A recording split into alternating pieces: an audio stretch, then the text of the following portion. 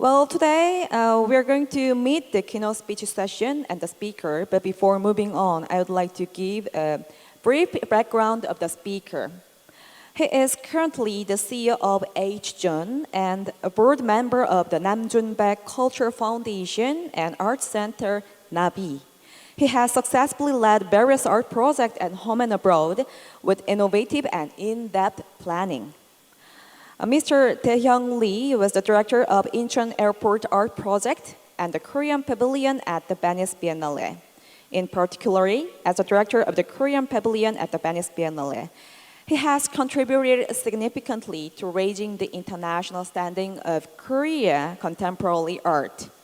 So, ladies and gentlemen, let's delve into the keynote lecture on the fascinating topic on art as emotional technology. So please put your hands together in welcoming him. 예, 반갑습니다.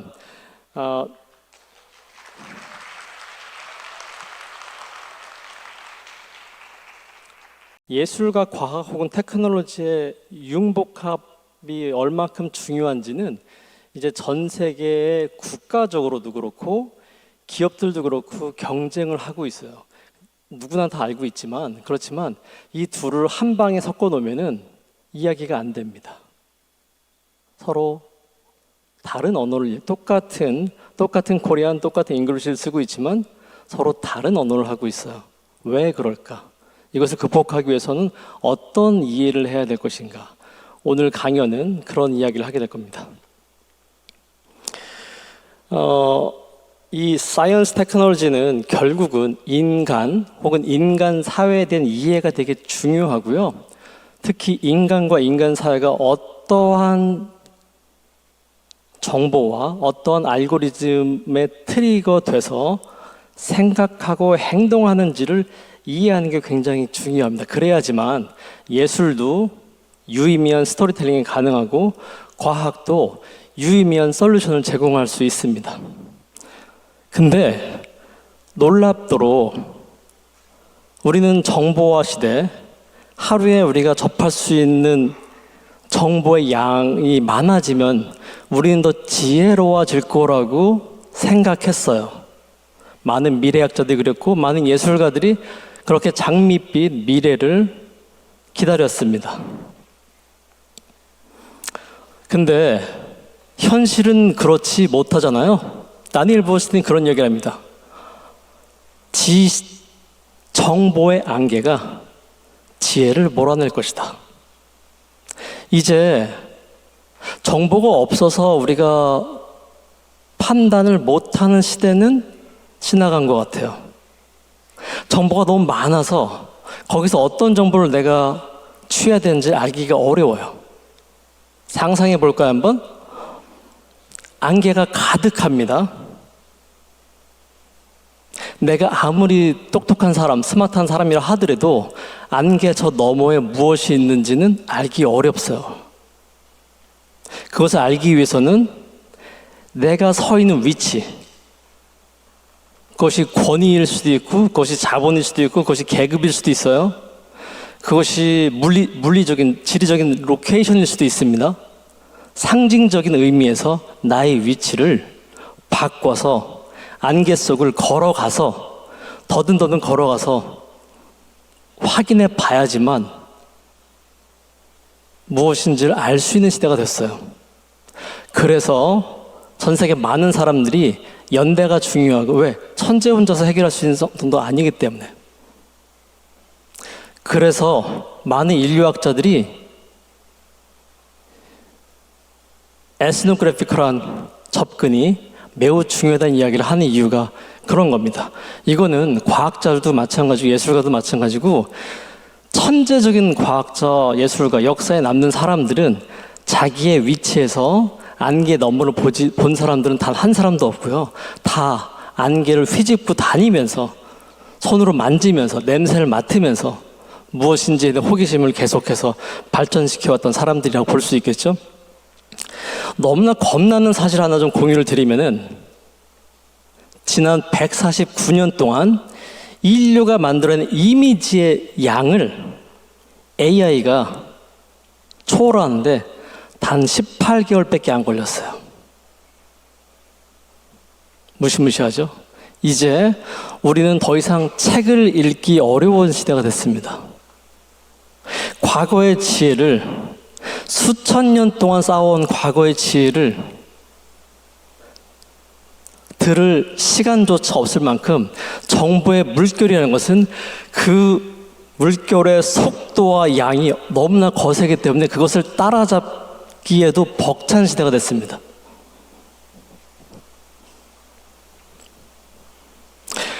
이런 저희 의견을 잘 보여주는 책들이 쏟아지고 있습니다. 스케어리 스마트라는 AI가 만드는 미래는 스케어리 스마트. 자, 이거는 저랑 저희 딸아이가 미술 중학교를 준비하고 있어 같이 만든 장표인데요. 앞으로 25년 뒤엔, 25년 안이 될 것 같아요. 뒤가 아니고 25년 안에 인간은 모기의 지능 정도일 거고, 비유적으로 봤을 때 AI는 인간이 아닌, 인간 중에서 제일 똑똑하던 아인슈타인이 될 거예요. 그럼 어떤 상상을 해볼 수 있을까요?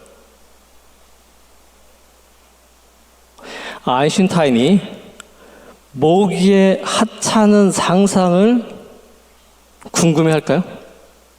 모기가 아인슈타인의 생각을 감히 이해할 수 있을까요? 우리에겐 이제 10년, 20년밖에 남아있지 않은 것 같아요. 그렇기 때문에 예술 과학이 이 다가올 이 스케어리 퓨처 랜드스케이프 속에서 어떻게 우리가 어디에 서서 어떻게 연대하고 에스펙 지금 다 연대하신 거잖아요. 어떤 지혜를 나눌 것인가 스스로에게 질문해봐야 되는 타이밍인 것 같습니다. 저희 오랜 친구 거프리 스토커 아르스 일렉트로니카 아트 디렉터인데요. 이분이 이런 이야기를 합니다. 테크놀로지가 컬처예요. 컬처는 테크놀로지의 형태를 결정하죠. 그럼 테크놀로지는 다시 문화가 돼요. 그럼 문화가 다시 테크놀로지의 형태를 형성하죠. 문화가 테크놀로지고 테크놀로지가 문화고, 이런 시대에 살고 있습니다. 그래서 내가 과학자이기 때문에, 내가 예술가이기 때문에 예술만 알면 되고 과학만 알면 되는 시대가 지났죠. 이 연결고리를 이해를 해야 하는 게 중요하고, 그 연결고리의 가운데 본질은 인간이 존재하는 거고요. 저는 이제 많은 영감을, 아마 많은 과학자분들도 마찬가지일 것 같은데, 철학가들한테 영감을 받습니다. 1964년도에 캐나다의 마셸 맥루안이라는 철학가가 전구다마를 보고선 이것은 미디어라는 이야기를 합니다. 미디어라고 얘기를 해요. 전구다마를 미디어라고 이야기를 해요. 자, 전구다마는 기술이죠. 당시 64년도에 미디어라고 하면은 책 미디어고요, 신문 미디어고요, 포스터 미디어예요. 메시지가 명확하게 있어야 되겠죠. 근데 이 전구다마가 어떻게, 전구다마에 메시지가 있어요? 이게 미디어야? 이 테크놀로지를 보고선 맥루안은 문화를 읽었어요. 인터넷 미디어라고 얘기하죠? 다 동의하시죠? 근데 인터넷 자체 테크놀로지에는 인간이 개입이 없으면은 그게 미디어로서 속성이 있을까요? 맥루안은 저 전구다마로 인해서 사람들이 생각을 나누고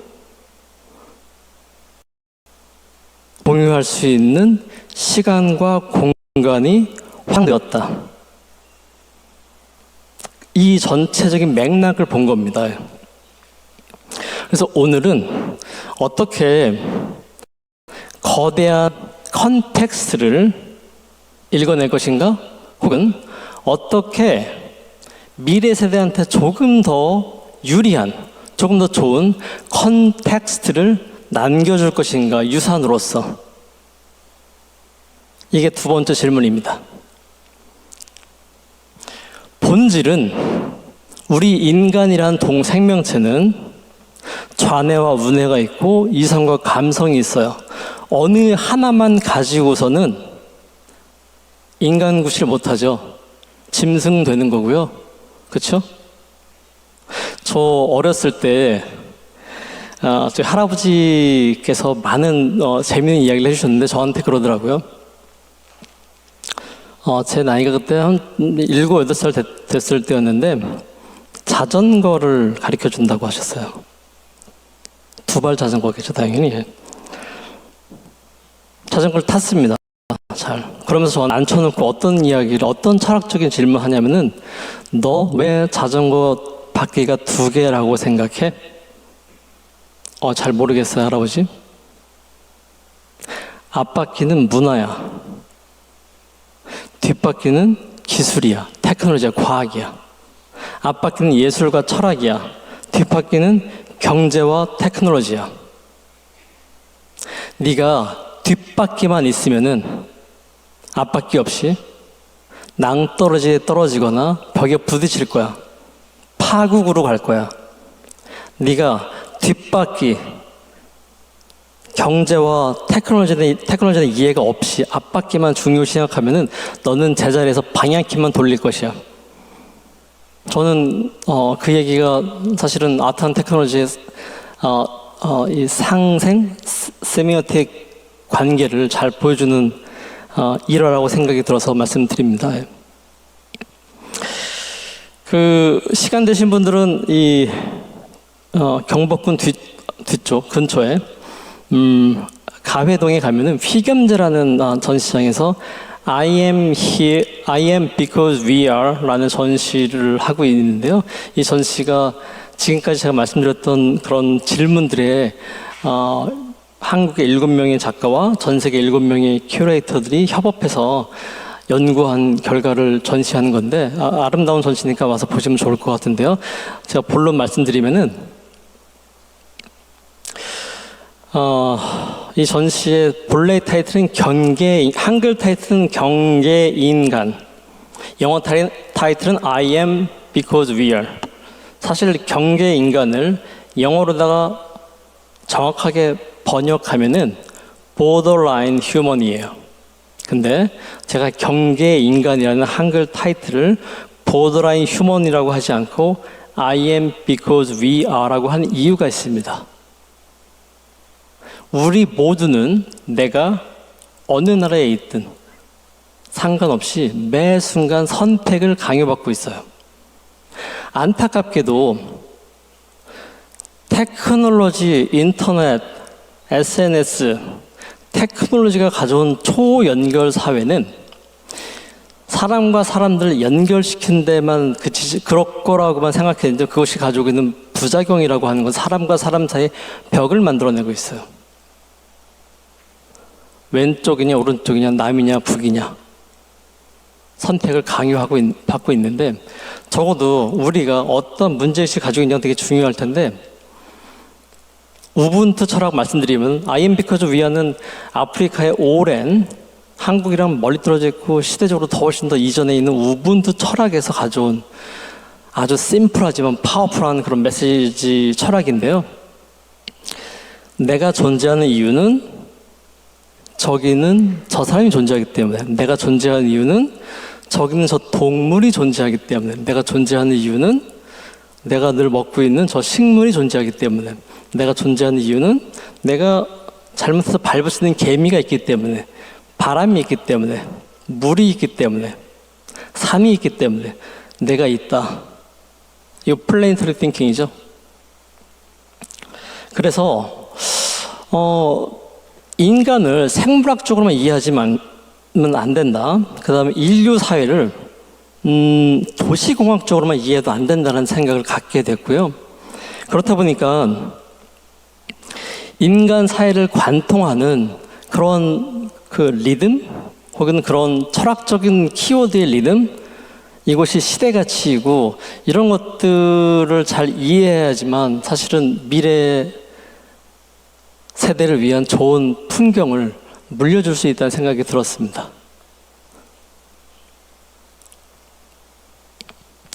파리에서 남부로 가면 악상 프로빈스, 프랑스 악상 프로빈스라는 지역에 가면요, 더 캠프라는 게 있어요. 더 캠프. 프랑스에서 오신 분 계신가요? 아니, 예. 이 더 캠프는 더 캠프를 설립하신 분이 저 설립을 보시기 전에 사고로 돌아가셔가지고 너무 안타까운데, 이분께서 왜 프랑스에는 혁신적인 그런 스타트업들이 없을까? 왜 실리콘밸리가 없어? 라는 질문을 가지고선 여러분, 세잔이 입체파의 그림을 그린 그 장소, 그 장소, 이젤을 폈던 그 장소를 땅을 매입을 해서 여기에 저 센터를 만들었고, 저도 저기서 1박 2일 있었는데 모든 게 서큘러 이코노미에 의해서 작동을 하는 그런 센터예요. 약간의 갤러리 기능도 있고 렉처 기능도 있고 컨퍼런스도 하고 파티도 하는데, 여기 모여있는 사람들의 구성을 보면은 전 미래에 대한 해답이 보이더라고요. 어떠한 과제도 주어지지 않고 그냥 섞어놨어요. 이 고립된 캠프에 1년 동안. 테크놀로지 전문가들 33%, 예술 전문가들 33%, 비즈니스 전문가들 33%. 그랬더니 그 안에서 무언가가 벌어지는 거죠.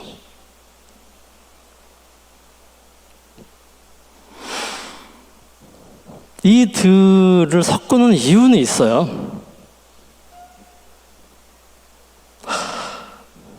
과거에는 데이터를 지배하는 사람들, 국가들이, 지금도 마찬가지긴 하지만 예전에는 그게 매우 강력했습니다.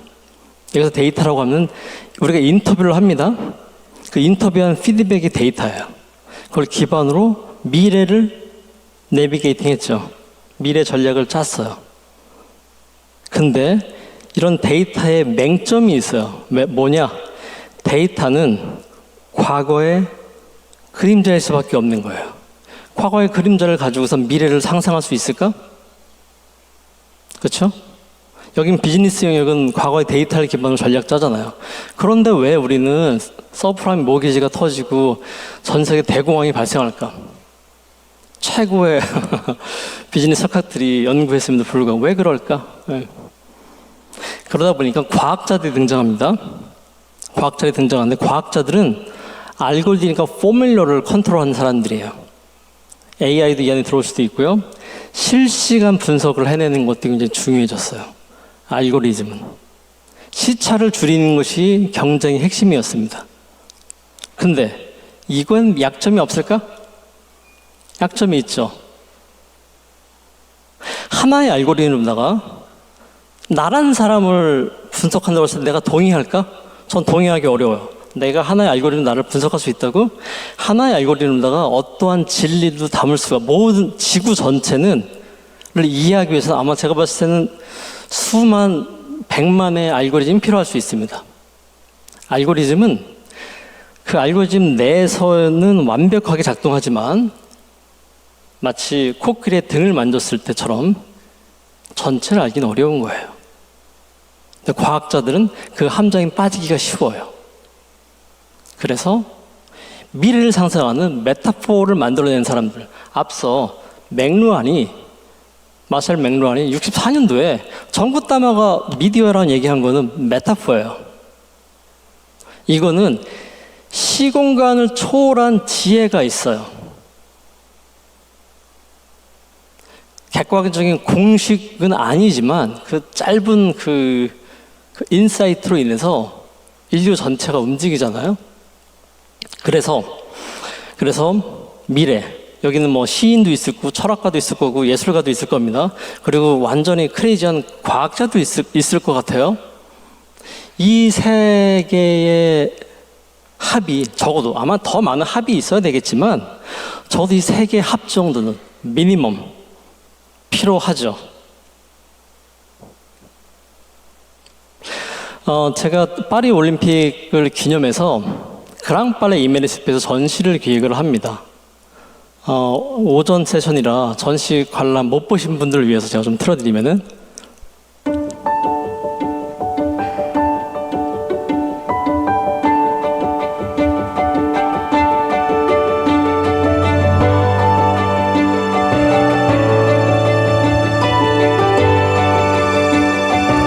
꽃이 움직일 겁니다. 잘 보세요.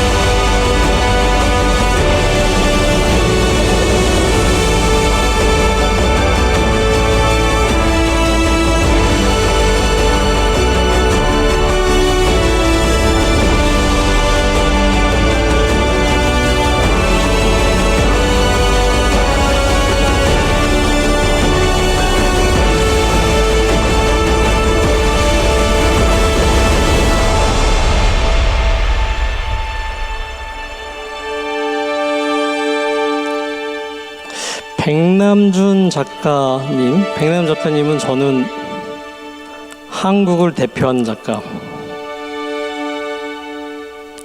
이 시대를 대표하는 작가, 시대를 초월한 작가. 백남 작가를 포함한 11명의 작가들 전시를 했는데요. 앞서 처음에 꽃이 움직이는 것은 이 꽃으로 위장한 군인들이에요. 총을 들고 서서히 접근하고 있는 영상이었습니다. 여기 화면 잘 보이지 않았지만 이영백의 2011년도 작품입니다. 벌써 오래전인데 그 당시에도 이미 이 전시를 파리에서 했던 이유는 파리가 뭐 테러 위험도 있었던 것 같고, 그 다음에 여전히 우리는 전쟁을 경험하고 있고 또 다른 전쟁이 엄습하고 있고, 그래서 꽃으로 위장한 이 군인, 이 작품 베니스 비엔날레 했던 작품인데 이게 선보여서 아주 큰 반향을 얻었었고요. 일일이 설명은 좀 어려우니까 나중에 개별적으로 커피 마시면서 설명드리겠습니다. 그 중에서 제 권하윤 작가 작품 2016년 작품인데 이게 너무 흥미로워요. DMZ에 들어갈 때는 보통 해질녘에 들어서 그 다음날 아침에 나올 때가 많거든요. 이 통문을 2개를 통과해요.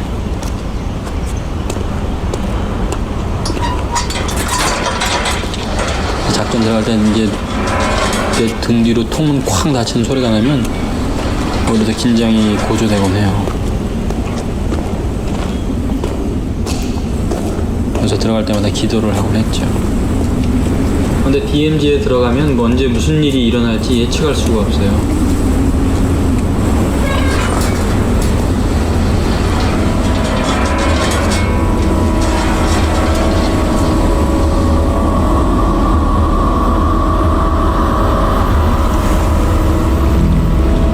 다른 한편으로는 또 DMZ에 대한 그 멋진 그 자연 광경에 대한 추억들도 있어요.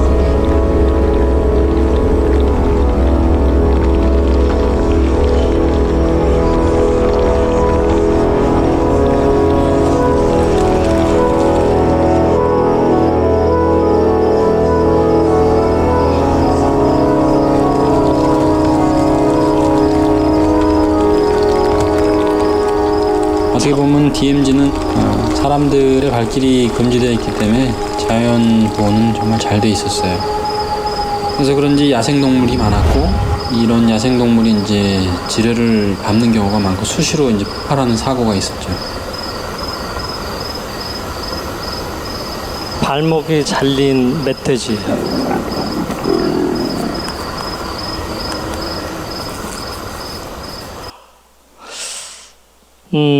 489년 489 years, that's the title. 489년이라는 타이틀이 무엇을 뜻하냐면은 대한민국은 여전히 남과 북으로 갈라져 있고 이 경계선 보더라인은 DMZ라는 완충지대가 있습니다. 여기에는 어마어마한 지뢰가 매설되어 있어요. 그 지뢰를 대한민국에서 제거하는데 걸리는 시간이 489년이에요. 공포스러운 숫자죠.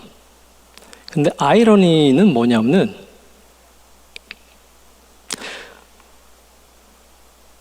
적을 막기 위해서 만든 이 DMZ와 489년이 걸려야지만 제거될 정도의 빽빽한 지뢰가 있는데, 그로 인해서 그 DMZ 지역이 천국이 됐어요. 적어도 식물과 동물들한테는. 적어도 489년 동안은 인간의 위협으로부터 피신할 수 있는 마지막 보류가 됐어요. 저도 군대 생활했기 때문에 가봤잖아요. 한국에 이렇게 아름다운 자연이 있을까? 이렇게 깨끗한 자연이 있을까? 라는 생각이 들 정도예요. 공기가 다르고 하늘이 다르고 숲에서 나는 풀소리, 곤충 소리가 달라요. 작품은 이 권하윤 작가가 실제 DMZ에서 근무했던 군인을 인터뷰를 해서 기록한 다음에 이것을 모든 것들을 3D 애니메이션으로 다 구현한 겁니다.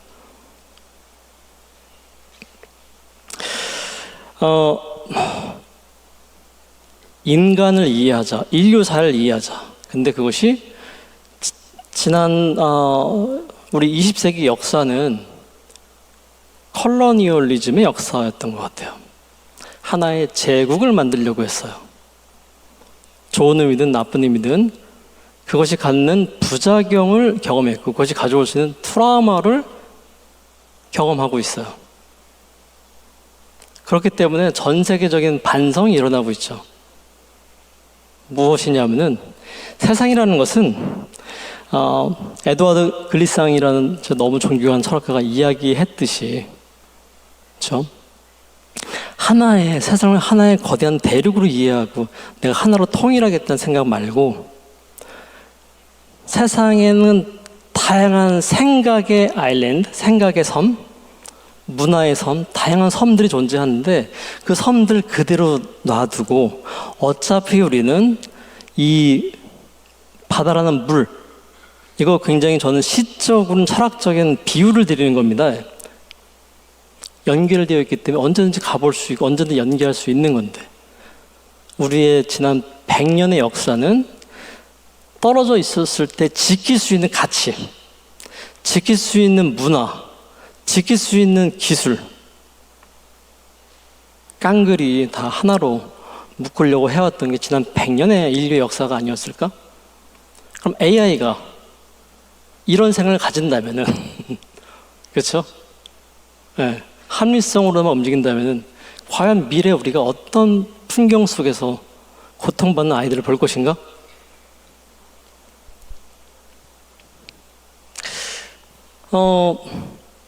위기는 기회가 되기도 하는 것 같아요.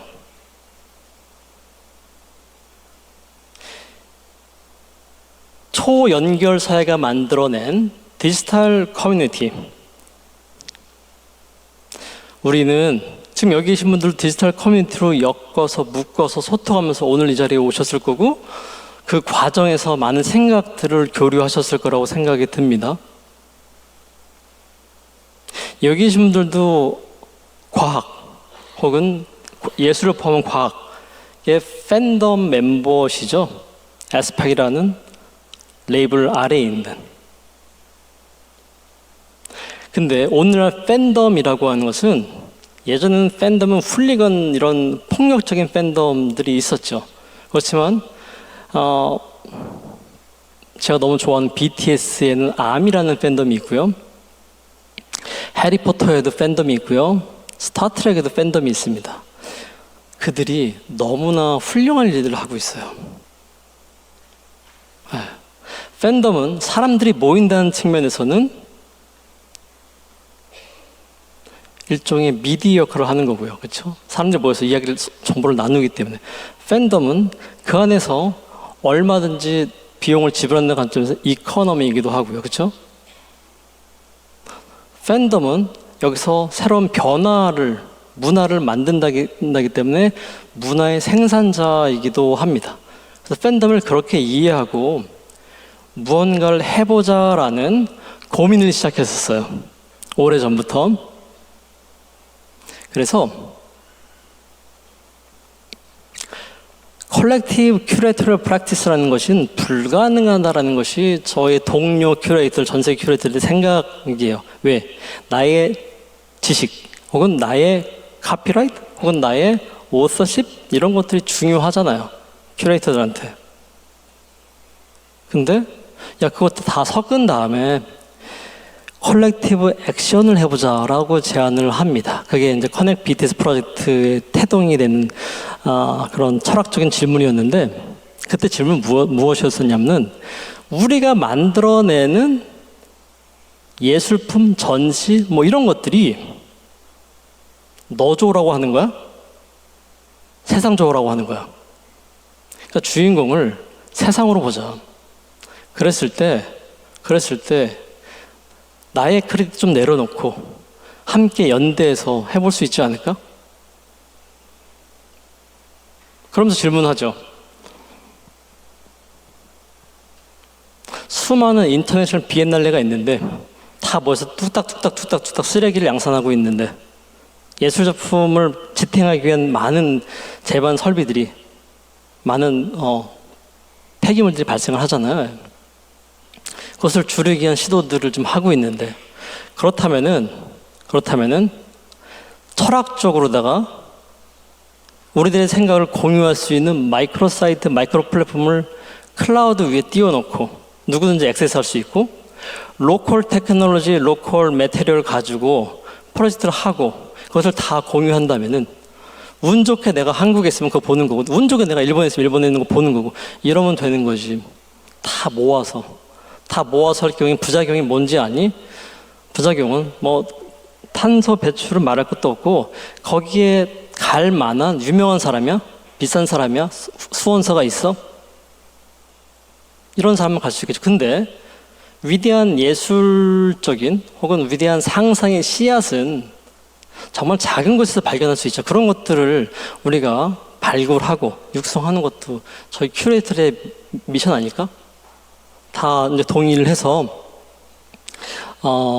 이제 BTS 앞에서는 이제 저랑 이제 예술계 사람들하고 얘기한 거고, 여기서는 이제 뮤직 인더스트리와 음악과 미술 모두 예술이라는 공통 분모를 가지고 있고, 음악과 미술 모두 문화이고, 그리고 한 시대의 가치를 정의할 수 있는 힘을 가지고 있고, 철학적인 방향을 제시해주는 힘을 가지고 있다. 그리고 그것은 테크놀로지야. 테크놀로지 이해를 반드시 해야 되는 거고, 그리고 그것은 모든 다양한 장르들이 융복합해서 집단지성을 발휘를 해야 돼. 그걸 한번 해보자 라고 해서 5개 도시를 엮어냈습니다. 런던, 베를린, 부에노스아이레스, 뉴욕, 서울. 제가 오늘 시간이 많지 않아서 다 설명드리긴 어려울 것 같은데요. 여기를 엮어내면서 이런 디자인도 좀 했는데, 전체 참여하신 분들은 아니지만 참여하셨던 분들 몇 면을 보면은 지금 그 당시에 이 베를린에 있는 그로피우스바우 미술관의 스테판 로젠터, 지금 현재는 뭐 아부다비 구겐하임을 이끌고 계신 분이 계시고, 뭐 여러분 다 아시는 한술리 오브리스트도 같이 함께 참여를 했고, 안토니 곰리 작가님, 뭐 토마스 사라세노 이런 분들이 참여를 했어요. K-팝과 협업을 허락을 했습니다. 당시 왜 허락을 했는지 아세요? 제가 제안을 하기를, 앞서 과학과 혹은 테크놀로지와 예술의 융복합이라는 것이 잘 안 된 이유는 서로가 컨텐츠가 되려고 하기 때문에 그래요. 서로가 주인공이 되려고 하기 때문에 그래요. 근데 예술은 과학과 테크놀로지의 컨텍스트가 되어주고 과학과 테크놀로지는 예술의 컨텍스트가 되어주는 겁니다. 그럼 이거는 음악은 현대미술의 컨텍스트가 되어주고 정확히는 BTS와 아미라는 팬덤이 컨텍스트가 되어주고 그렇죠? 더 퍼져나갈 수 있는 그리고 이 예술가들, 이 미술관들, 이 큐레이터들은 이 큐레이터리얼 철학이 음악 세계관에 컨텍스트가 되어주는 협업이었어요. 쉽게 설명하면은 그래야지 어떤 주제, 어떤 관점으로 작곡을 하고 어떤 메시지를 할 것인가가 고민을 하게 되는 거고 서펜타인과 이 그로피스바우 베르린 미술관 관장님들이 연락이 왔어요. 이런 경험 처음 한다고. 꽃다발을 받고 있고 그리고 난생 처음 보는 그런 그룹의 에이지의 젊은 아이들이 빼곡하게 수첩에 적어가면서 이 공부를 하기 시작하는 거예요. 왜 이 작가가, 왜 이 미술관 이런 메시지를 할까? 그 전에 인터뷰를 했어요. 제가 현장에서 처음 와봐요. 처음 와봐요. 그래서 각 미술관들이 다 반성했습니다. 고매하게 팝 혹은 동양의 케이팝라고 할 수도 있었는데 다행히 그들은 미래를 본 거죠. 그랬더니 서펜타인은 온라인으로 500만이 한꺼번에 몰렸어요. 그런 경험을 해보기 어려운 건데. 그리고 이걸로 인해서 우리가 예술과 이 창의성이라는 것은 많은 사람들이 공유돼야 되는데 공유될 수 있는 맥락이 활짝 열린 거죠. 그동안에 수십 년 동안 해와도 늘 제자리 걸음만 했었을 텐데.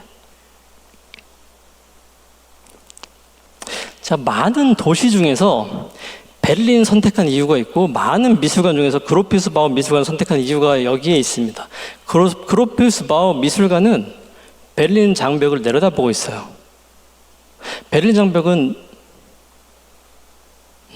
20세기 마지막 이데올로기 혐오의 장벽으로 저는 이해를 했고 저는 베를린 장벽이 무너지는 순간을 저희 어머니 아버지와 함께 목격을 했고 저희 어머니 아버지와 저는 다가올 21세기는 더 이상 생각이 다르다는 이유, 더 이상 체제가 다르다는 이유로 서로 총뿌리를 겨누는 그런 우매한 어리석은 일들은 벌어지지 않을 것이라고 자축했어요. 장밋빛 미래를 상상했습니다. 그런데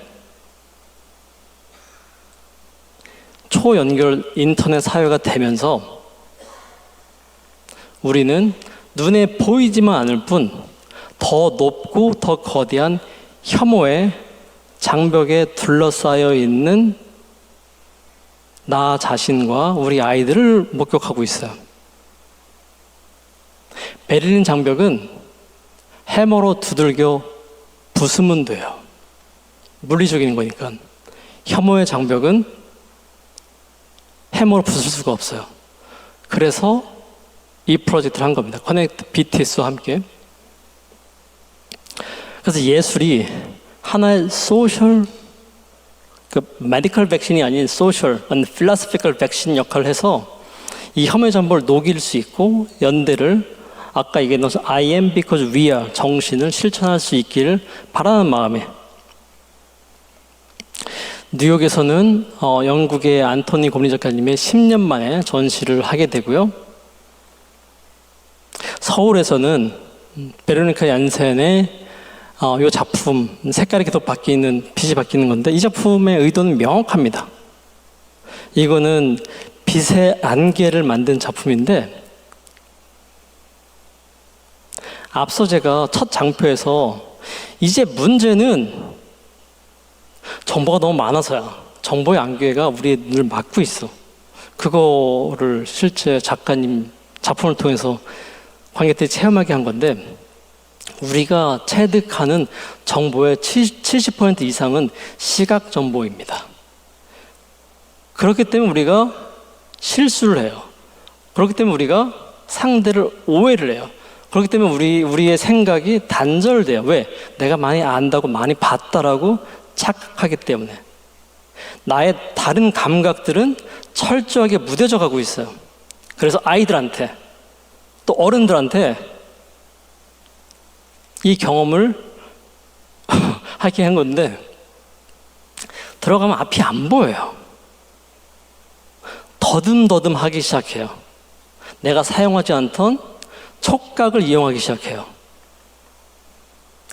귀가 열려요. 저쪽에서 내 친구가 여기야 라고 불러요. 걸어가서 툭 부딪히면 다른 사람이에요. 서로 인사하고 서로 교류해요. 서로 즐거워하고, 서로 또 어떤 사람들은 안 보이니까 숨겨졌던 춤을 추고 있어요. 그런 양반이 아닌데 저 익명성 속에서 춤을 추고 있어요. 자기 자신이 나타나고 있는 거예요.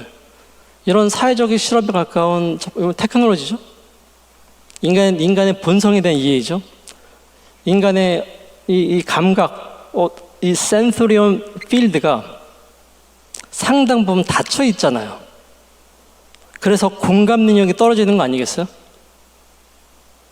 그것을 테스트한 작품이었습니다.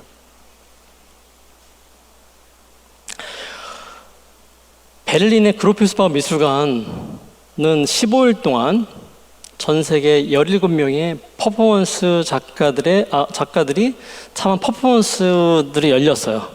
근데 퍼포먼스 시작하기 전에 빈 공간,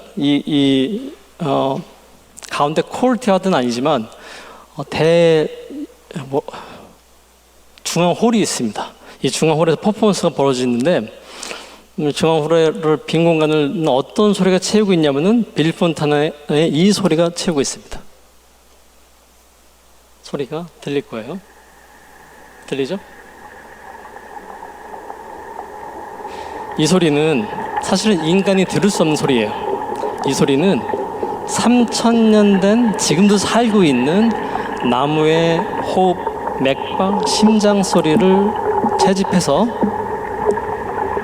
생태적인 소리를 채집해서 인간이 들을 수 있게끔 확대시켜 놓은 소리입니다. 이 소리를 들으면서 어떤 일이 벌어지냐면, 전시장에서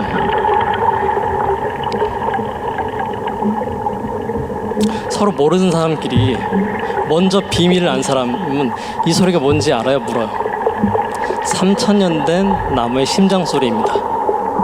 그러면 처음 본 사람들끼리 서로 막 신나서 이야기합니다. 공통점이 뭐냐면, 피드백을 제가 들어보면은, 와, 이 3000년이라는 시간 앞에 너와 나의 다름, 차이는 아무것도 아닌 거예요. 인간의 작은 욕심 아무것도 아닌 게 돼버렸어요. 이 3000년의 시간 때문에. 그 속에서 3000년을 상상하기 때문에 3000년의 역사를 이해한 사람은 3000년 뒤 미래를 상상하는 힘이 생긴다는 얘기를 하거든요. 그랬을 때 지금 이 너와 나의 다름 중요한 문제가 아닌 거죠. 빌 폰타나 작가는 1976년도에 호주에 있는 이 숲에서 개기 일식이 있었어요. 토럴 이클립스. 그 순간 달려가서 그 숲속에 있는 소리를 채집을 합니다. 어떤 일이 벌어질까요? 곤충 소리, 새 소리가 이 토털 이클립스 이 순간에 토털 사일런스, 완전한 침묵이 됩니다. 그것을 사운드 스케이핑 한 작품 때문에 세계적인 존경을 받고 있는데, 이 작가님이 그 뽕피드에서 했던 이 프로젝트는 노틀담 성당이 화재, 불이 났었죠. 노틀담 성당에는 10개의 종이 있습니다. 만든 시가, 쉐입과 크기가 살짝 다 달라요. 이 종이 타종 소리가 아닌 인간이 부재했을 때, 인간이 없을 때 혼자 울고 있는 소리를 또 채집을 해요. 그리고 그것을 미디어트로 만듭니다. 너무 멋지죠? 종이 혼자서 혼자서 공간을 가득 채우는 거예요. 타정 소리가 아니고 혼자 공간과 공명하는 소리를 저와 함께 이 프랑스의 노트르담 성당의 10개 종 작업하고 한국의 성덕대왕 신종이라는 이건 불교의 종, 하나는 서양 종교의 종. 종교가 다르고 시대가 달라요.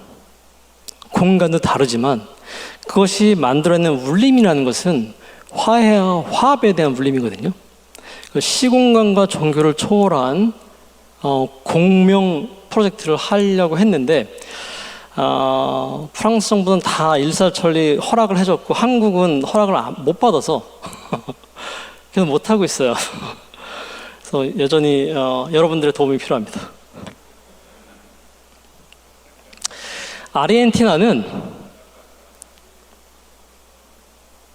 아르헨티나의 살리나스 그란데스라는 고산지대가 있습니다.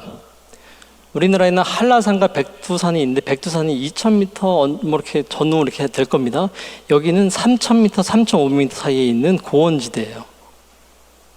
올라가면은 인터넷 안 되죠. 전화기 안 되고 차량 내비게이션도 안 되더라고요. 여기서 프로젝트를 해요. 에어로센 파차라는 프로젝트를 합니다. 토마 사라세논 작가랑. 그거 아세요, 여러분? 우리 모두 미래를 걱정하시는 분들이 여기 다 모여 있습니다. 지속 가능한 서스테이너빌리티 핵심 주제이고 과제이기도 해요. 근데 우리가 잊지 말아야 되는 부분이 있다는 것을 보여주는 프로젝트예요. 이것도 커넥 BTS의 일환으로 벌어진 프로젝트인데 1톤의 리튬을 채굴하기 위해서 2 million liters of clean water should be consumed. 2 million exchange with 1 ton. 여기 계신 분들은 각국을 대표하셔가지고선 테크놀로지와 이 테크놀로지의 이 풍요로움을 즐기고 있지만 지구 반대편에서는 물이 없어져서 생존을 위협받고 있는 마을 사람들 플러스 거미, 식물, 앞서 우분투 철학에 이야기했던 위가 멸종되고 있어요. 그렇다고 제가 뭐 리튬 배터리를 뭐 반대하고 뭐 이런 것까지는 아닌데, 근데 잊지 말아야 되는 것은 우리가 누린 모든 풍요로움의 그림자 속에는 누군가의 희생이 있어요. 그 공감 정도는 테크놀로지를 할 때 테크놀로지가는 풍요를 위해서 발전을 위해서 계속 가고 있기 때문에 그 그림자에서는 어떤 일들이 벌어지는가를 이해를 해야지만 미세 조정을 통해서라도 테크놀로지가 조금 더 인류에 혹은 지구 전체에 조금 더 유익하지 않을까? Dear sun, spiders, earth, air, cosmic webs, mountains, vicunias, clouds, and bacteria. Humans have always dreamed of flying, but today this dream has become a nightmare.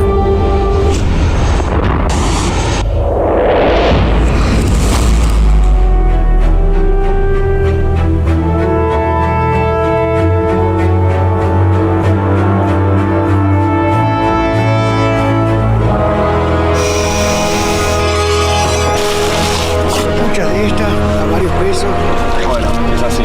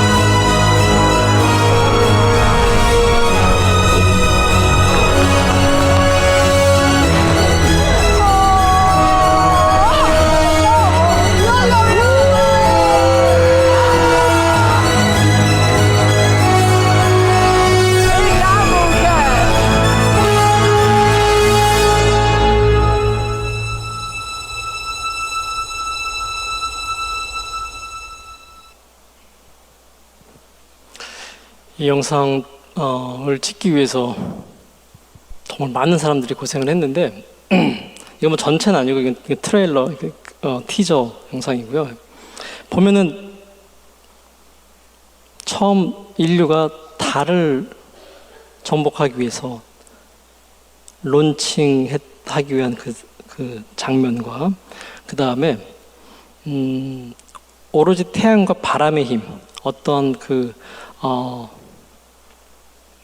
어떤 화석 연료 혹은 어떤 솔라 패널까지도 쓰지 않으면서 순수의 자연의 힘으로만 비행하는 그런 꿈을 실천을 하는 프로젝트입니다. 이걸로다가 우리는 여행은 하지 못할 거야. 이건 굉장히 심볼릭한 제스처이긴 하지만 그렇지만 이런 질문을 하고 이런 문제의식을 가지고 있는 게 되게 흥미로웠고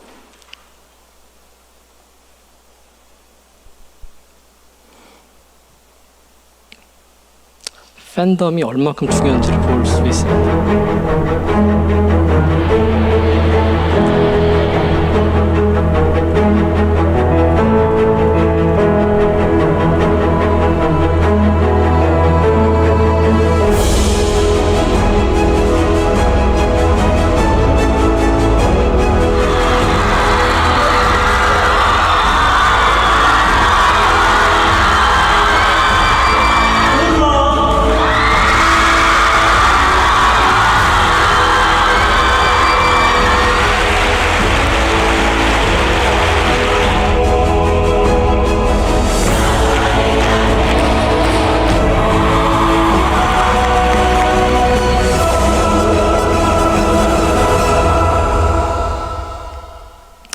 (1,500석) 되는 자리에 (1,800명이) 왔고요. 10시간 운전해서 온 80세 할머니가 계셨어요. 그리고 딸아이 하나는 저한테 편지를 보내서 저희 81살 되는 할머니 생일 축하 좀 해줄 수 있겠냐고. 제가 지금도 매년 생일 축하 메시지를 보내드리고 있습니다. 예술 프로젝트 처음 경험을 한다고 하더라고요. 전시장을 미술관 처음 와본 거라고 해요. 그렇지만 그 집중도가 영화 상영 전체 굉장히 길었는데 끝까지 그것을 경청하고 기록하고 이것이 우리 오빠들이 무슨 얘기 나한테 해주는 걸까? BTS 오빠들이 정말 열심히 학습하더라고요.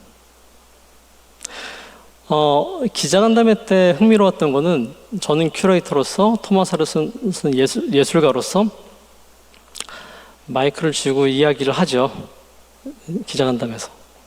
근데 토마스 하리슨가 그 마을에 살고 있는 마을 주민 대표님들을 몇 분 인터뷰를 마이크를 돌렸습니다. 근데 그분들이 땅에 대한 이해, 그 다음에 곤충에 대한 이해, 그 마을의 전설에 대한 이해, 그분들이 생각해 미래에 대한 비전 이런 것들이 너무 시적으로 철학적으로 너무나 깊이가 깊어서 저 기자분은 내 커멘트는 다 빼고 저분들 걸 써주면 좋겠다 이야기할 정도로. 그럼 제가 좀 반성을 했어요. 뭐 서울에서도 좋은 대학교, 뭐 미국에서도 좋은 그 대학원 공부를 했다라고 생각했지만 진짜 지식과 지혜와 통찰력이라는 것은 내가 얼마만큼 그 대상을 얼마만큼 애정하고 사랑하는가에 따라서 그 깊이가 달라지는 거라는 생각을 내가 굉장히 피상적으로 정보만 익혔지 지혜와 통찰력을 쌓지 못했구나라는 생각을 굉장히 반성하는 시간이 되기도 했는데요. 그 마을 이장님들이 가지고 있는 전승되어 온 그런 지혜에 깊이 감동을 했습니다. 그래서 그 관련된 프로젝트가 또 뒤에서 나올 텐데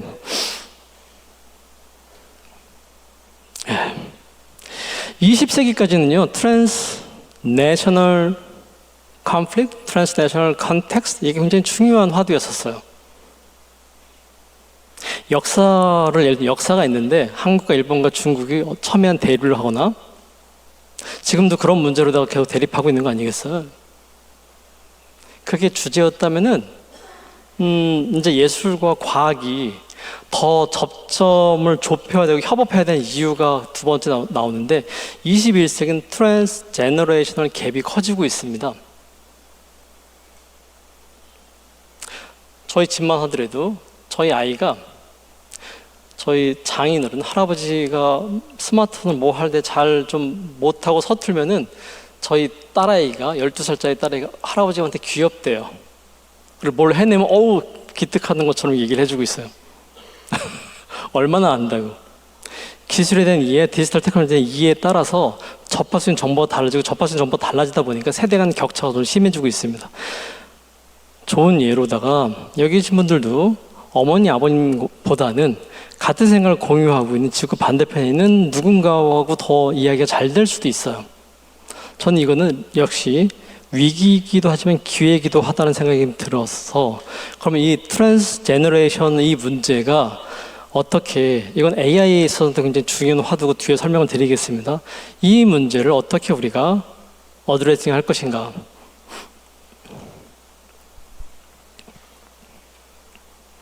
이 자동차, 이거 상징적인 거, 이거 자동차이 아니고 기술이에요. 기술을 자동차로다 우리가 메타포리컬리 상상을 해보자고요. 그러면은 예전에는 나의 문제는 여기 디자인 띵킹 단계예요. 나의 문제, 즉각적인 나의 문제에 대해서 화두를 던지고 그거를 해결하기 애를 썼어요. 근데 이 기술이라는 자동차와 세상의 변화라는 자동차가 너무 빨리 가고 있어요. 너무 빨리 가고 있어요. 그래서 나의 문제가 아닌 세상의 문제, 지금의 문제가 아닌 미래의 숙제가 무엇인지에 대한 아젠다를 던지고 그걸 위해서 협업해서 가도 그것을 온전히 완수할 수 있을까 말까 할 정도로 세상은 빠르게 변하고 있잖아요.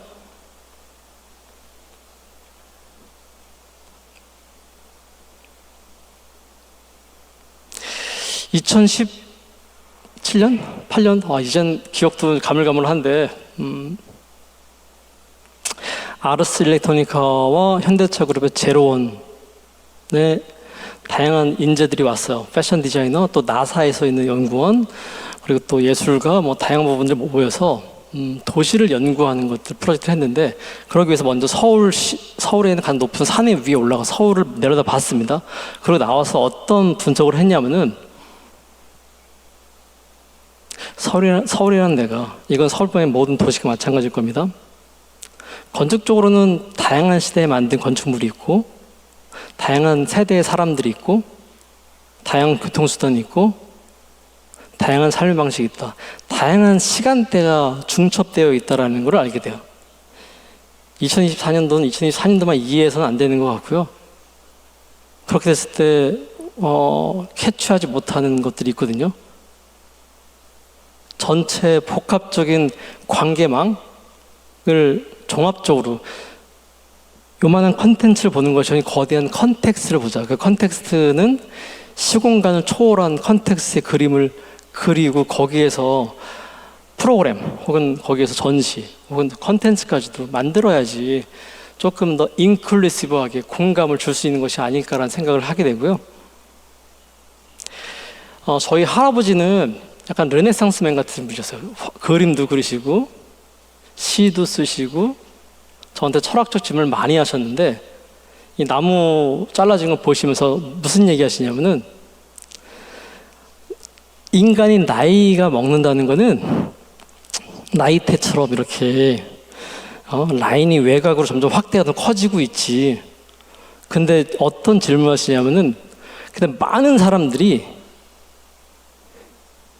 생각의 중심, 저 가운데, 저 지점에서 갓 태어났을 때 내가 점유했던 그것이 도시일 수도 국적일 수도 그것이 무엇일 수도 있어요. 입체적으로 생각을 해보자고요. 거기서 한 발자국도 움직이지 않고 세상을 바라보고 있는 거예요. 근데 할아버지가 뭐라고 말씀하시냐면은, 우리가 공부를 한다는 것, 나이를 먹는다는 것은 너의 생각의 나이테가 확장되는 거다. 생각의 경계선이 확장되는 거다. 근데 잊지 말아야 되는 것은 그 생각의 나이테를 더 확장시키기 위해서는 이 나이테 바깥에 이 지점, Center is on the periphery 이라는 이야기를 초등학생한테 해주셨어요. 그래서 그렇죠라는 얘기를 했는데, 제가 이 이야기를, 이 지혜를 저희 딸아이한테도 해주고 있어요. 왜? 저 원의 중심에서는 원 안만 보일 겁니다. 그렇지만 이 경계선에서 원 안과 더 거대한 원 밖이 보이겠죠. 모든 인더스트리는 이러한 형식으로 발전을 해왔습니다. 제가 미술 쪽이다 보니까 사례를 미술에서 좀 가져와 보면은 처음에 조각과 페인팅만 예술이었어요. 사진이 예술이야? 지금 예술이 됐어요. 영화가 예술이야? 지금 예술이 됐어요. 점점 산업이 고도화되고 산업이 발전할수록 이 스파이럴 원은 커지고 있어요. 우리가 공부를 한다는 거는 전문가가 되는 건 이 스파이럴 원이 점점 거대해지는 거죠. 편협하지 않게. 근데 너무 거대해서 이 중앙에 딱 자리 잡고 있으면 매우 고집스러운 편협한 사람이 될 수 있으니 주의해야 되겠지만, 디자인도 마찬가지죠. 처음엔 프로덕트 디자인, 그래픽 디자인, UX 디자인, 서비스 디자인 확대되죠, 점점. 제가 저희 딸아이한테 출근하기 전에 딸아이가 저한테 뭐라고 하냐면, 제가 질문합니다. 너 아빠 얼마큼 사랑해? 그럼 딸아이가 양팔을 벌려서 이만큼 사랑한대요. 그러면 제가 아 그래? 그럼 네가 그린 원 바깥에만큼 내가 널 사랑해. 그럼 얘가 다시 이만큼 사랑한대요. 그래? 네가 이만큼 사랑한다는 그 원 바깥에만큼 내가 너 사랑해. 그럼 얘가 이제 씩씩거리죠. 해답이 여기 있는 것 같아요. 기회도 여기 있고요. 미래도 여기 있는 것 같고요. 그러면은 나의 포지션이 매우 중요한 것 같아요. 상상력을 위해서는. 정보는 주어져 있는데 누구는 더 천재적인 역량을 발휘하고 누구는 더 창의적인 협업과 결과물을 만드는 이유는 무엇일까? 나를 정의하는 방식에 있어서 조금 더 탁월한 게 아닐까라는 생각을 합니다. 제가 위대한 예술가들을 좀 분석해 보면은 이거는 이제 그 디자이너 임스의 10x10 실험인데 10m 단위로다가 상공 위로 올라가면서 사람을 찍는 거예요. 그럼 이제 철학적으로 생각을 해볼까요, 한번? 자, 잔디밭 위에서 이 캠핑 소풍을 즐기고 있는 남자. 이거를 여러분이라고 생각해 봅시다. 저건 나예요, 그렇죠? 나 10m 위에서 바라본 겁니다. 그러면 100m에서 바라본 모습 나인가요? 나죠. 곱하기 10을 해볼까요? 나예요? 나라고 할 수 있겠죠. 곱하기 10을 더해볼까요? 저 납니까? 나라고 할 수 있어요. 근데 어떻게 되죠? 나를 정의하는 생각의 디파인의 정의의 바운더리가 점점 확대돼요. 지구까지 돼요. 지구까지 나라고 생각하는 사람들은 함부로 행동 못하죠. 지구까지 날아가는 사람들은 나의 행동이 미칠 누군가한테 혹은 다음 세대 누군가한테 미칠 영향을 생각을 하죠. 지구까지 생각하는 사람들은 생명체에 대한 정의, 그렇죠?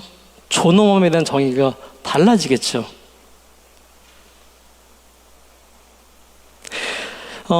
작년도에 그 AI 이펙트라는 주제로 컨퍼런스를 했어요. 여기 이제 그 노암 세갈 구겐하임 큐레이터고요.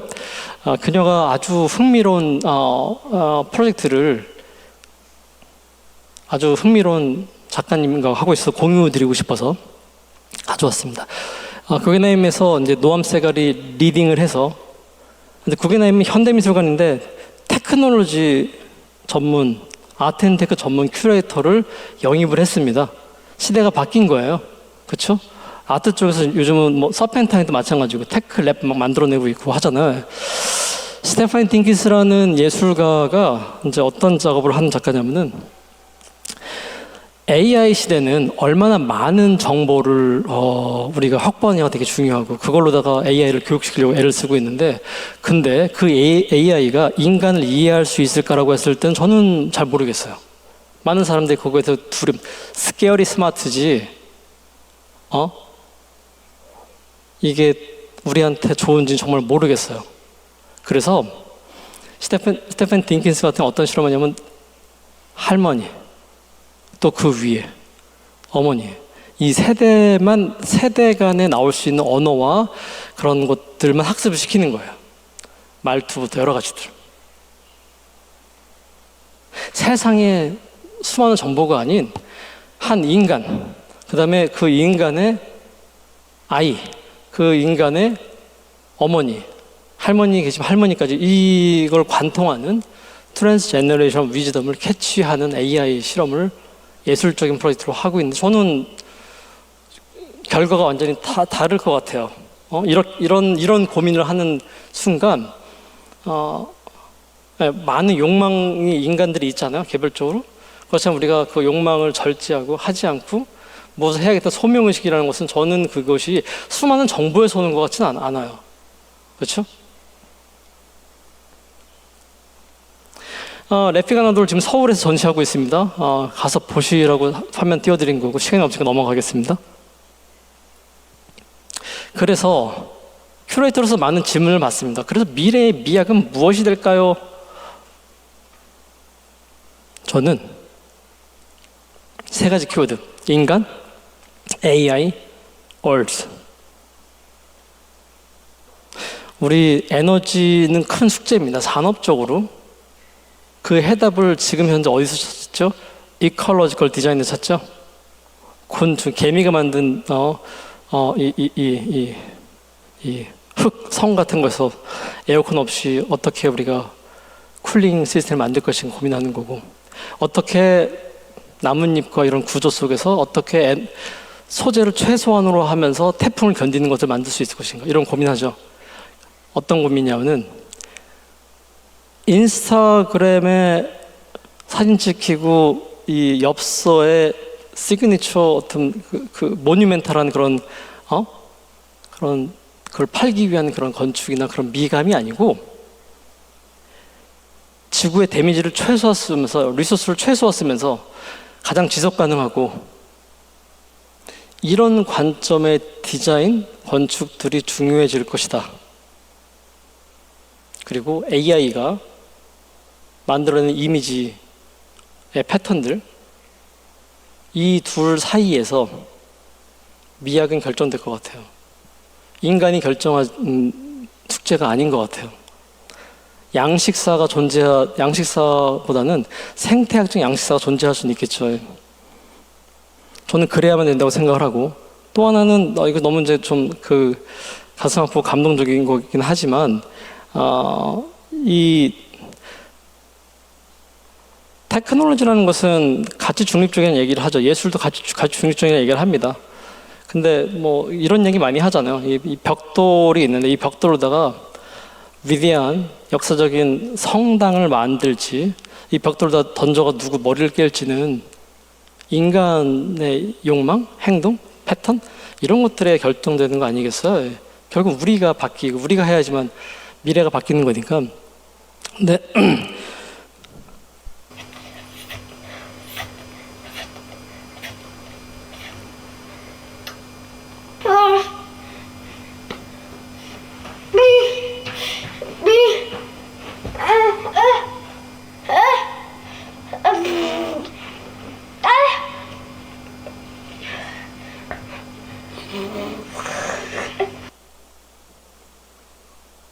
(2016년도) 터키 튀르키예 작가님이 만드신 작품인데, 아이가 말을 못하는 아이인데 이 분쟁 지역에서 이렇게 구출해 와서 그 아이한테 그 아이를 필름을 촬영을 한 건데, 이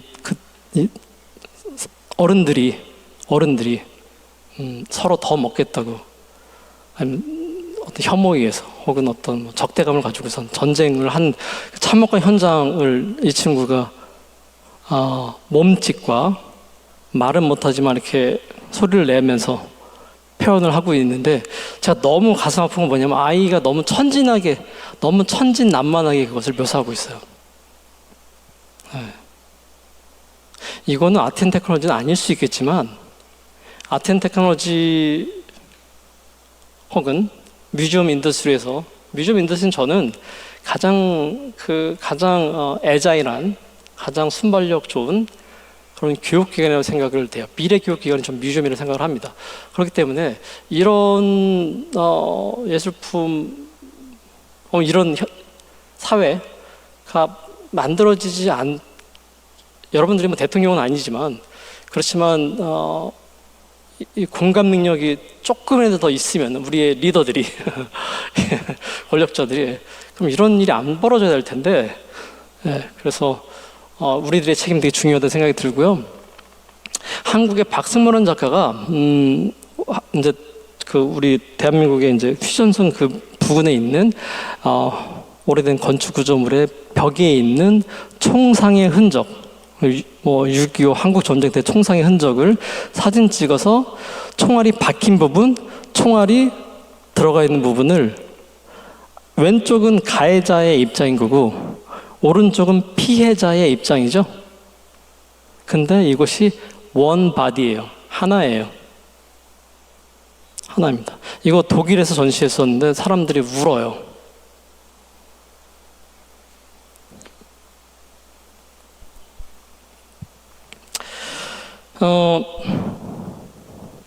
우리가 생각의 지평, 바운더리, 또 세상을 움직이는 보이지 않지만 분명히 존재하는 다양한 컨텍스트들이 있겠죠. 그렇지만 우리는 흔히 그런 이야기 합니다. 그러니까 인스티튜셔널 머신이 되지 말자. 인스티튜셔널 머신이 되지 말자. 내 생각이 인스티튜셔널 그래비티에 갇혀서는 안 된다. 우리 모두 각자의 국가, 각자의 기관의 인스티튜셔널 그래비티에 의해서 생각과 행동이 지배받고 있습니다. 근데 우리가 지구에서 실질적인 중력에 지배받고 있는 것처럼 철학적인 행정적인 인스티튜셔널 그래비티가 분명히 존재하는데 이것들을 유연하게 만드는 게 또 여기 계신 리더분들의 역할인 것 같기도 해요. 저는 그런 이야기를 합니다. 그러니까 위대한 예술가들이 더 살기 좋은 지구의 이코시스템을 위해서 생각의 중력 바깥에서 바라봐야지만 지구가 보이는 것처럼 그럴 수 있는 철학적인 시도를 혹은 실질적인 시도를 해보자. 예술을 통해서. 베니스 비엔날레 이런 모든 고민들의 출발이 베니스 비엔날레를 하면서였습니다. 베니스 비엔날레 이야기하면서 제가 이야기를 종료하게 될 것 같은데요. 당시 저는 2016년도를 보면서 그 유럽의 브렉시트를 목격을 했고 미국에서 흑백 뭐 갈등 다시 한 번 더 목격을 하기 시작하고 테러 여전히 뭐 발생하고 있고 그리고 다양한 갈등들이 보였는데 당시 전시 타이틀은 Counterbalance, The Stone and the Mountain. Counterbalance, 길어진 운동장을 다시 Counterbalance하자. Stone and Mountain. 굉장히 철학적인 그 메타포인데 무엇이냐면은 여러분들이 산에 올라가서 돌멩이를 하나 가져온다고 상상을 해보자고요. 그 돌멩이를 바라보고 산을 바라보세요. 돌멩이에 이름이 있어요? 없어요. 산에 이름이 있어요. 돌멩이 위대해요? 아니요. 하찮아요. 언제든지 버릴 거예요. 산 위대해요? 아니요. 귀중하고 중요해요. 왜? 나 내일 또 올라가야 되니까. 그러면 조금 더 철학적으로 과학적으로 분석을 해볼까요? 돌멩이를 쪼개요. 산을 쪼개요. 알갱이 하나씩 보면 두 성질이 다를까 같을까? 같아요. 권력과 자본과 그 스케일에 따라서 우리는 무엇이 하찮고 무엇이 더 귀하다는 판단을 해왔던 것 같아요. 그래서 카운터밸런스가 이 시대에 필요하지 않을까라는 그런 진단을 하는 전시였었고요. 베니스 자체를 카지노 도박판으로 만들었습니다. 한국관에서. 내부의 모습인데 이 내부 얘기 잠깐 짧게 드리면은 저희 한국관은 그 당시에 2017년도 한국관입니다. 베니스에 할아버지, 아버지, 아들 3대 세대가 바라본 가족에 대한 얘기예요. 아까 스테파인 딩키스 얘기랑 비슷해요. 이 갈등의 시대에 이 갈등을 극복할 수 있는 지혜를 우리 가족에서 찾았습니다. 우리 할아버지, 아버지의 경험에서 근데 할아버지, 아버지를 아티스트로 등장해서 주니까 마땅한 사람들 섭외를 했는데 아버지는 찾았어요. 아들 역할도 제 역할 대신할 수 있는 아들도 찾았어요. 할아버지 못 찾겠더라고요. 일제시대를 겪었을 할아버지의 모습을 찾을 수가 없었어요. 그러다가 아들 역할을 하게 된 이완이라는 작가가 나무 박스에 있는 사진들을 저한테 보여줬습니다. 1412장의 사진이 들어있는데 그 일본 일제 시대 그 아큐파이 된 그 시대에 생존을 해서 한국 전쟁을 경험을 하고 올림픽을 경험을 하고 그리고 태어나서 연애를 하고 결혼을 하고 딸아이를 낳고 딸아이가 또 손녀를 낳고 그 손녀를 안고 있는 사진이 마지막 사진입니다. 그 사진이 아무렇지도 않게 길가에 버려진 거고 그 한 인간의 우리 할아버지 세대의 일생을 단돈 5만 원 US 달러로 하면은 roughly about $40 US 달러 that's 5만 원 단돈 40 US 달러에 팔린 거예요. 저는 그게 너무 소름 돋도록 와 이거 우리 할아버지 세대에 대한 한국이 가지고 있는 내가 가지고 있는 그런 거구나. 그래서 할아버지 작가로 이 분이 등장을 하고 그분의 일생의 사진들을 붙여 전시를 한 겁니다.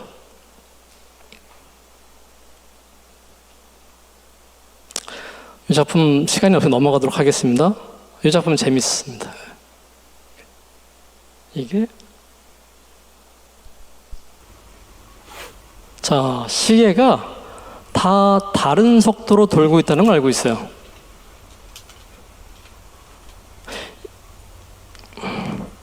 이거 위해서 이완이라는 작가가 뭐 카이스트 출신들의 수학자와 박사님들과 함께 협업을 했습니다. 한 3분이 도와주신 걸로 알고 있는데 이 숙제는 뭐였었냐면은 한 사람한테 저희가 1200명을 인터뷰를 했는데 그중에서 680 몇 명 것만 전시를 했어요. 한국과는 사이즈가 딱 그만큼이기 때문에. 근데 질문은 당신이 사랑하는 가족을 위해서 오늘 하루 몇 시간을 이해하지 내일 아침 식사 한 끼를 준비할 수 있습니까? 그러면은 누군가는 1시간일 거고 누군가는 2시간일 거고 누군가는 단 5분일 수 있어요. 단 5분만 일하는 사람은 국적, 직업, 나이, 성별에 따라서 갭이 발생한다는 것을 목격을 합니다. 누군가는 시계가 굉장히 천천히 돌고 누군가는 굉장히 빨리 돌아요. 그 말은 더 많은 일을 해야 되고 더 많은 시간을 노동에 투자해야 되는 사람인 거예요. 이 숙제를 과학자님께 얘기를 드릴 때 저희는 과학자인데 과학자는 precision and accuracy, that's two keyword. 이 두 가지 키워드가 너무 중요하기 때문에 이거가 가능할까요? 저희는 정확한 시계가 중요한 건데 작가가 다시 되묻습니다. 박사님들 어쩌면은 지구촌 곳곳에서 삶의 현장을 지키면서 하루하루를 생존을 위해서 땀과 눈물을 흘리면서 일하고 있는 사람들의 그 현장을 반영할 수 있는 시계를 만든다면은 그것이 과학일 수는 없습니까? 이 말에 이 과학자분들이 다 공감해서 도와주셔서 다 다르게 움직이는 시계를 만들게 됐어요. 네, 현장 모습이고요. 저 위에 보면은 동그라미 3개가 보이죠? 이게 지향성, directional 스피커예요. 소리가 안 들리는데 저 지향성 스피커 바로 밑에 서 있으면 소리가 들려요. 자, 보면은 사람 이름, 태어난 연도, 직업, 국적. 그러면은 질문해 볼 수 있죠. 시계가 빨리 도는 사람들은 더 불행할까? 더 많은 일을 해야 되니까? 근데 그렇지 않다라는 좀 생각이 들었어요. 저희가 8개의 언어로 30개의 인터뷰한 애닉도트, 뭐 일화를 계속 상시 틀어놨는데 그 인터뷰의 주인공들의 시계는 더 빨리 들어와요. 더 빨리 들어와요. 더 삶이 치열한 거예요. 더 많이 일을 해야 돼요. 근데 놀랍도록 행복해요. 결코 뭐 불행하다는 느낌을 듣지 못하겠어요. 매우 긍정적이에요. 뭐 딸아이와 보내는 시간, 병든 할머니에 대한 거, 아니면 이웃들에 대한 거, 친구들 이런 것들이 굉장히 소중한 사람들이에요. 그래서 결론은 그거였었어요. 그러니까 자본이라는 하나의 잣대로 인간을 재단하거나 행복을 재단할 수는 없겠구나 라는 사회적 실험이었고요. 자, 이렇게 뭐 편지를 쓰기도 하고, 그리고 제가 베니스 비엔날레의 예술 감독으로 선정되자마자 너무 기뻐서 나는 내 한국관 앞에 있는 일본관, 독일관 다 이길 거고 영국관도 이길 거고 다 이길 거야. 막 검투사처럼 다 이길 거야 이 생각을 했었어요. 그러다가 한두 번 현장을 답사를 가면서 저희가 가졌던 그 생각들이 너무나 부끄러워졌어요. 아, 진짜 내가 공부한다고 했는데 이렇게 부끄러웠을까. 그래서 부끄러운 감사문과 편지를 씁니다. 각국의 큐레이터한테 썼어요. 답장은 당연히 못 받았죠. 예. 그렇지만 내용은 뭐냐면은 우리 큐레이터들이, 우리 예술가들이 이 문화올림픽이라는 이 축제 현장에 와 있는데 이로 인해서 우리가 의도치 않게 파기할 수 있는 문화유산, 그다음에 자연유산이 분명히 존재한다. 그렇기 때문에 우리가 이것들을 지키는데 조금이라도 기여할 수 있는 그런 캠페인을 해보자. 동참해 나오. 근데 저 한국관 혼자 했습니다. 신문을 만들어서 팔았어요. 신문을 만들어서 팔았는데 신문 3개의 신문을 만들었어요. 네. 근데 신문에 가격이 없습니다. 당신이 유럽에서 유로화를 주고요. 당신이 중국에서 쓰면 중국 돈을 주고요. 당신이 미국에서 미국 돈을 주세요. 뭐 이런 거였었거든요. 그래서 뭐 목적은 그거였습니까? 이 자본, 이 머니의 이코노미컬 밸류가 아닌 휴머니티한 밸류를 테스트해 보자 라는 거였어요. 그래서 그걸 가지고선 우리가 훼손할 수도 있는 그런 베니스의 유산, 생태계를 어떻게 지킬 것인 그 캠페인에 전액 기원하는 걸로다가 저렇게 했는데 이 실험은 실패합니다. 실패해요. 다 유로만 내더라고요. 다 환전해 가지고 왔어요.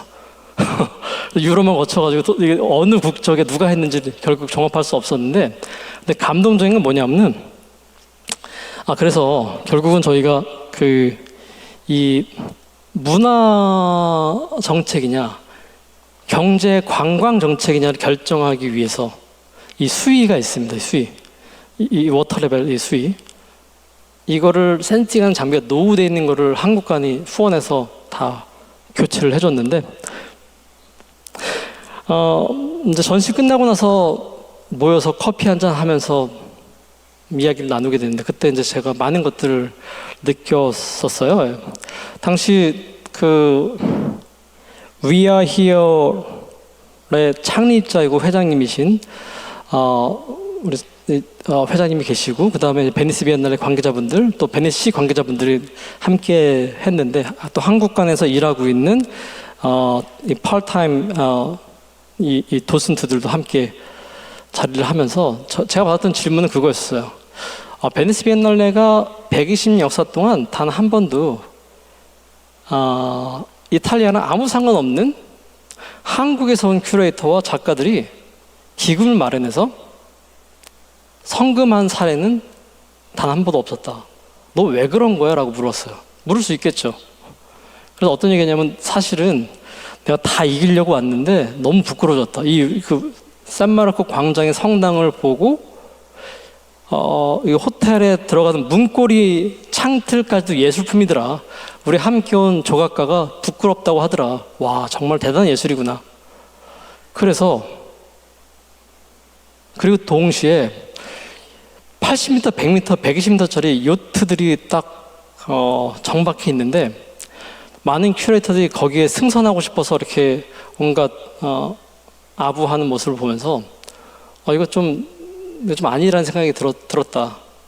그리고 역으로 내가 산마르코 광장에 갔었던 그 경외감, 당신들의 선조가 만든 문화재 앞에서 나는 다른 나라에서 온 사람이고 심지어 종교도 다르지만 나는 그 예술품 앞에서 굉장히 겸손해졌다. 당신이 한국에 오면은 경복궁 뜰 앞을 경내를 걷든 경주에 있는 석굴암에서 이 불상을 보고 있으면은 나랑 똑같은 마음이 들 거다. 결국 우리 큐레이터와 예술가들은 뿌리는 물론 있다. 나 한국 사람이고 당신은 이태리 사람이고. 근데 우리가 만든 예술 작품, 우리가 만든 무언가는 그것을 즐기는 사람들, 인류 전체여야 되는 거고 인류 전체의 자산이라고 생각이 든다. 그렇기 때문에 나는 당신네 그걸 함께 지켜줄 의무가 있다고 생각한다는 이야기를 해요. 근데 더 감동적인 건 뭐냐면은 사실은 그 장비를 구매한 돈이 다 안 모였었다고 하더라고요. 근데 그 파트타임으로 일하고 있는 도슨트, 이태리에 있는 혹은 또 어디 다른 데서 이태리에 딱 정착한 여기 친구들이 하루 일당을 모아서 부족한 부분을 채워준 거예요. 뒤늦게 알았어요. 아마 그거는 그거 같아요. 그러니까 하루 일당이 되게 소중하죠.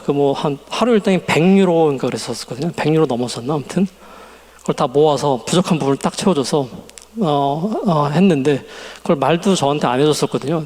아마도 그들을 움직였던 것 같아요. 이 프로그램의 진정성이 그들을 움직여서 하루의 그 노동의 가치를 자발적으로 저한테 얘기도 하지 않고 혹은 한국에서 이걸 시도했던 큐레이터 예술가들이 실망할까봐 채워줬던 것 같아요. 저는 그렇게 이해하고 있습니다. 우리에게는 두 가지 초이스가 있는 것 같아요. 하나는 이미 존재하는 다양한 바운더리와 경계선이 여러분들을 디파인하게 할 것인가. 수동적으로. 너무 좀 비참하죠. 우리 아이들이 우리가 만든 바운더리로 인해서 디파인 되게 할 것인가. 혹은 우리의 선택이 새로운 바운더리, 새로운 경계선의 형태를 결정지을 수 있겠죠. 아까 에드워드 글리상의 아키팔라고 티오리처럼 원 컨티넌트의 모든 걸 가두려고 했었던 20세기의 컬러니얼리즘의 실수를 반복하면 안 된다는 걸 분명히 아는데 다시 반복될까 지 너무 걱정스러워요.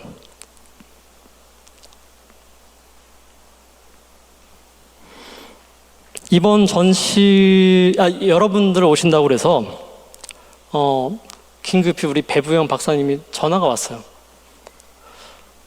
팝업 전시도 좋으니까 좋은 전시 하나 좀 보여줬으면 좋겠다. 그래서 고민을 해서 제가 당장 이렇게 막 이해를 못했어요. 왜냐하면 너무 어려운 일이기 때문에 관객들의 수준이 너무 높기 때문에. 그래서 머신 이컬러지라는 타이틀로 전시를 하고 있어요. 김윤철 작가와 한진수 작가 전시를 하고 있습니다. 결국은 테크놀로지라는 것이 인간한테 어떤 감성, 어떤 깨우침, 어떤 철학적인 통찰력을 줄 것인가까지 가야지 그것이 의미 있는 테크놀로지가 아닐까? 특히 전시에 있어서는 그런 질문을 가지고 만든 전시고요. 작품을 좀 보시면은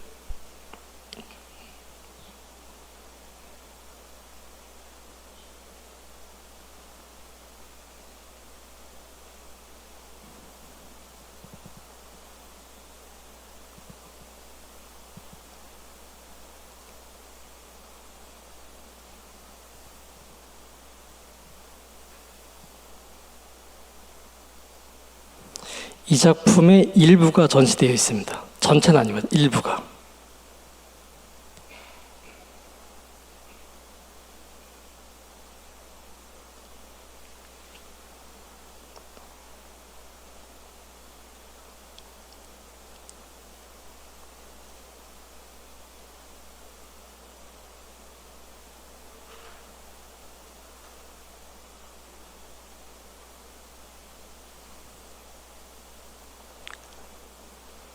저 빛깔은 디지털이 만드는 게 아니라 물질이 만들어내는 거예요.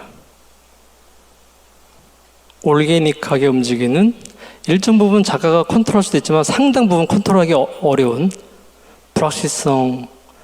불확실하게 움직이는 액체 상태에 작가는 트랜스 매터가 미래 미학의 중요한 화두로 던지고 있는데 매터, 물질이죠. 트랜스, 항상 변화하는 겁니다. 흔히 그래서 그런 얘기 하잖아요. 그러니까 양식의 역사, 미학의 역사라는 것이 어떤 것의 오더이겠죠. 오더, 로지컬 오더가 중요하겠죠. 근데 이제는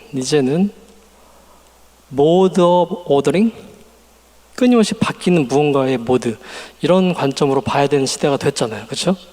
그것을 잘 보여주는 작가고요. 올해 말고 지난번 에디션에 베니스 비엔날레 한국관 대표 작가이기도 합니다.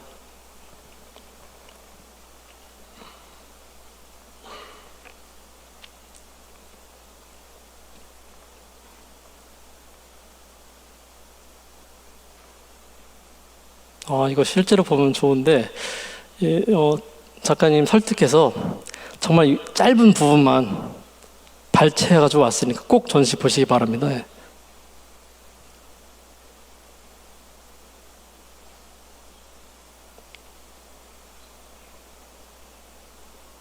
원래는 작곡가였습니다. 음악하는 작곡가였어요.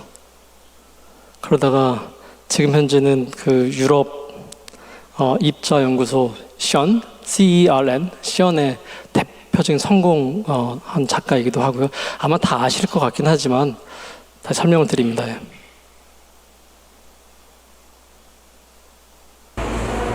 두 번째 작가는 한진수 작가인데 완전히 극대척점에 있죠. 하나는 최고의 어떻게 보면 테크놀로지를 통해서 이 리퀴드 매테리얼을 컨트롤 혹은 언컨트롤 하면서 작품을 만들었다면은 두 번째 한진수 작가는 매우 생태적인 아름다움을 보여준 작가입니다. 실내 바람에 의해서도 영향을 받고 있고 물은 증발하는 거 그대로 놔두고 있고 근데 이 작가가 이걸 하는 이유가 있어요. 사람들이, 특히 아이들이, 어른들을 포함해서이긴 하지만 과학을 보면은 이 모니터 안에 있는 디지털 알고리즘 만들어내는 그 원리를 이해하려고만 하거든요. 근데 이건 철저하게 자연의 중력, 바람, 물, 나무, 또 작품은 태양 에너지를 받아서 구동되기도 합니다. 태양과의 관계. 실제 이 생태적인 환경에 대한 이해는 하려고도 하지 않고 부재한 상태인 것 같아요. 접점이 사라지고 있어요. 그래서 이 두 작가 작품을 머신 이컬러지라는 타이틀로다가 전시를 하고 있습니다. 마지막 장표. 앞서 얘기했던 7명 작가는 휘겸재라는 전시장에 가보면은 신겸명이라는 작가가 있는데 이 작가는 AI 로봇을 만들고 AI가 그림을 그린 로봇을 만들어요. 근데 프로그램 되거나 아니면 마스터 작가의 것을 따라 그리는 그런 게 아니고 AI가 그리면은 작가가 조수가 되는 컨셉이에요. 근데 돌을 줬더니 돌에다가 그림을 그리기 시작한 거예요. 우리 라스컷 동굴 벽화 같은 거 보면은 인류의 역사는 동굴 벽화부터 시작하죠. 거기서 어떤 신을 섬겨야 되고 동물을 어떻게 사냥하고 이런 지혜가 담겨 있죠. 그것이 인류의 역사를 저술한 첫 번째 기록 아니겠어요? 근데 만약 AI 로봇이 돌에다가 인류가 그랬던 것처럼 스스로의 내러티브를 쓰기 시작한다면 어떤 일이 벌어질까에 대한 질문을 드리면서 오늘 스피치는 마치겠습니다. 감사합니다.